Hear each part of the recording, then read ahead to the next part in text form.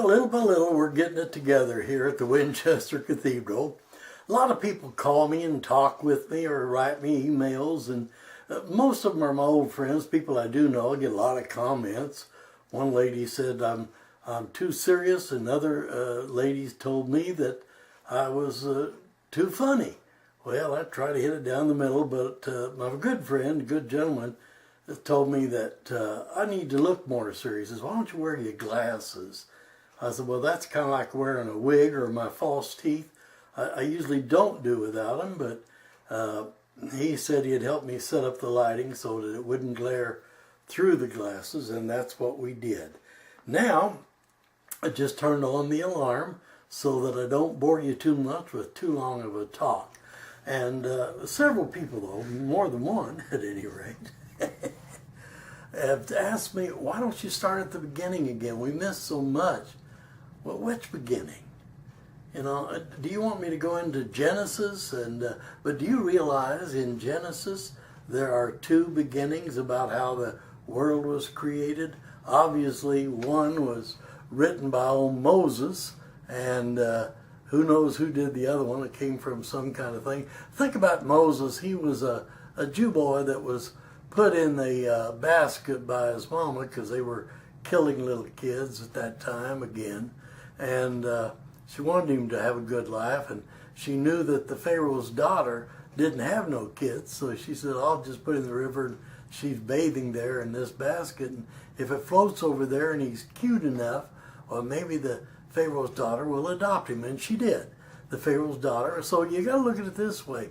But they needed to feed that baby, and they had heard there was a woman that had had a baby, just so happened to be the mother of Joseph, the mother of Moses, and she was lactating, meaning she was able to nurse feed the baby and breastfeed him.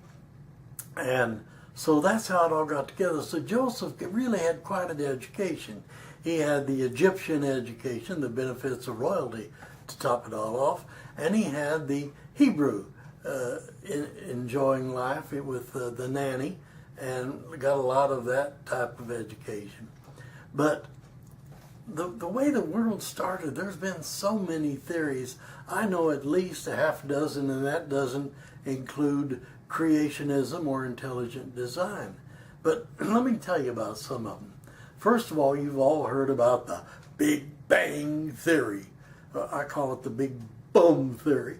But this theory claims that matter, which at that time is made up mostly of hydrogen and helium, compressed, and then it exploded to create a universe.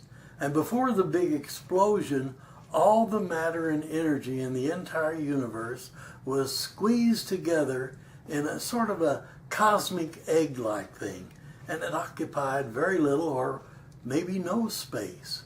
And after the Big Bang, the single-celled organisms that were created evolved into different multi-celled organisms, including humans, and scientists consider that the explosion continues to happen and our universe continues to expand. Well, that's one theory. Humanism, there's another theory. This theory suggests that the universe is self-existent and not created. According to this theory, plants, animals, and humans were not created. They just came into existence by chance and natural processes. This theory also suggests that humans are part of nature and continually evolving. We're getting better.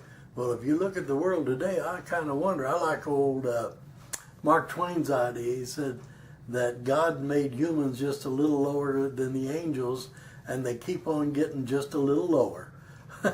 Well, then there's spontaneous generation. Now, this theory suggests that plant, animals, and humans emerge from non-living matter, meaning that life doesn't come from life. According to this theory, new creatures just appeared from nothing. That sounds good. I like that. Dualism. Now, this theory claims that God used previously existing matter to form the universe. God and matter both exist independent of a creator. God and matter are both eternal. Well, I doubt that. I know a lot of matter that doesn't last too long, and that includes mountains, oceans, and you name it.